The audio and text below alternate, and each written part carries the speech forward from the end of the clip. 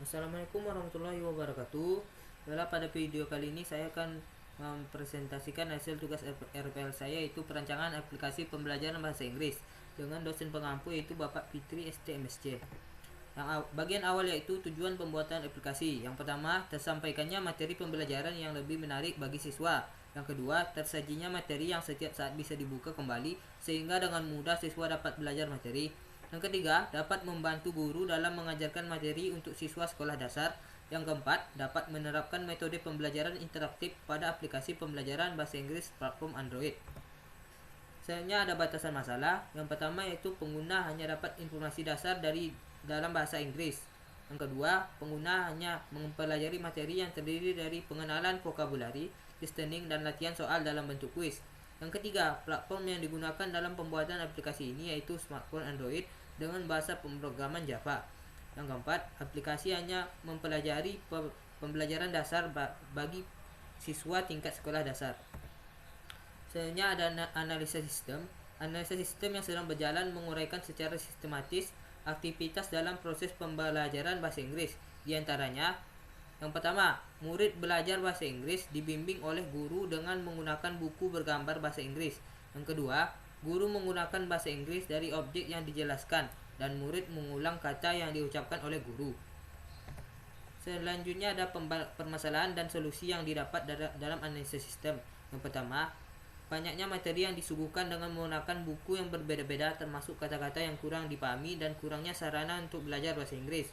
Dengan solusi yaitu didapatlah pembuatan aplikasi mobile dengan bahasan materi yang teratur dan mudah dipahami siswa. Yang kedua, proses pembelajaran yang kurang variatif sehingga menimbulkan rasa jenuh dalam proses pembelajaran bahasa Inggris. Selain itu, motivasi dan minat mempelajari bahasa Inggris tersebut pun berkurang. Dan solusi yang dapat yaitu aplikasi mobile sederhana yang menampilkan gambar dan audio bahasa Inggris Indonesia yang mudah dimengerti sehingga siswa merasakan suasana baru saat menerima pembahasan materi. Selanjutnya ada perancangan sistem. Yang pertama yaitu use case diagram. Dalam use case diagram terdapat user dengan 3 buah sistem aplikasi, yaitu materi pembelajaran, game, dan juga kamus. Selanjutnya ada activity diagram. Activity diagram pembelajaran.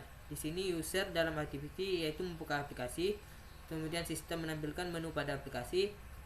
Selanjutnya user memilih materi dan juga sistem menampilkan halaman yang dipilih. Selanjutnya ada activity diagram test. Di sini user memilih menu tes, kemudian sistem menampilkan halaman tes, kemudian user memilih jawaban dan sistem menampilkan hasil jawaban.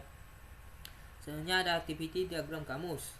Di sini user memilih menu kamus, kemudian sistem menampilkan halaman utama kamus dan user memilih jawaban, kemudian sistem menampilkan hasil jawaban.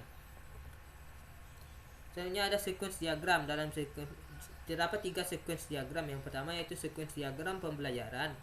Yang kedua ada sequence diagram game, dan yang ketiga ada sequence diagram kamus.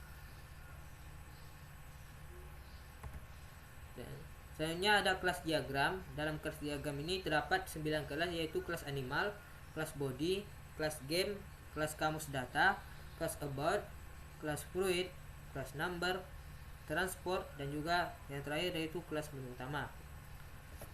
Selanjutnya ada perancangan interface. Dalam perancangan interface ini merupakan tampilan menu awal dari aplikasi, yaitu di bagian atas sebelah kiri terdapat fluid dan bawahnya ada body part. Kemudian di bagian tengah ada animal, game, kamus, dan juga about, dan sebelah kanannya number dan transportation. Selanjutnya ada tampilan menu pembelajaran. Di bagian tengah tampilan terdapat gambar, terus ada bahasa Indonesia, tulisan bahasa Indonesia, bahasa Inggris, kemudian ada tombol button home dan next.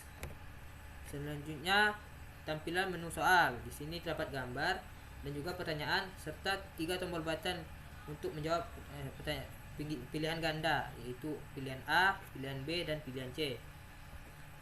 Baiklah, sekian video presentasi dari saya. Lebih dan kurang saya mohon maaf. Assalamualaikum warahmatullahi wabarakatuh.